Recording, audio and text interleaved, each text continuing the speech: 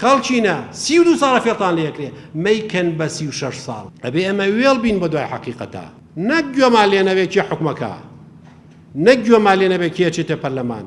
نەک گوێمان لێ نەبێ یاسای خوا جێبەجێیەکرێ لەم سەرزەویە یان نا ئەوانەی ئاوا سەیری دینەکەن لە دین هەرتێ نەگەیشتون دین ئەوەیە ئەوێ هەموو ژیانت سەراپایی لە ئەلفەوە بۆ یای بە پێی یاساکانی خوا ڕێخەی خوا چۆنی پێخۆشە ئەوا بکەی ئێمە موسڵمان لە هەموو شوێنێکە ئەبێ ئامادەگی هەبێ ئێمە هاتوین وەکو ئیسلامیەکان وەکو کۆمەڵی دادگەری خەڵک بە ئاگا بێنینەوە ئاگاتان لە دنیا و قیامەتان بێ ئەمە دروشمیەمەیە خەڵک فەرمانڕەوا هەڵەبژێری ئێمە ئاڵێن فەرمانڕەوایەکی موسڵمانی دەستپاکی ئەمینی داوێن پاشی عادل هەڵبژێرن بۆی خیانەتتان لێ نەکەن خەڵکینە 32 ساڵە فێڵتان لێکرێ مەیکەن بە 36 ساڵ مەیکەن بە 40 ساڵ کوورە عمری ئینسان 40 ساڵە دوای سەرەنێتەوە بەلای خوا چی جوابی خواییتەوە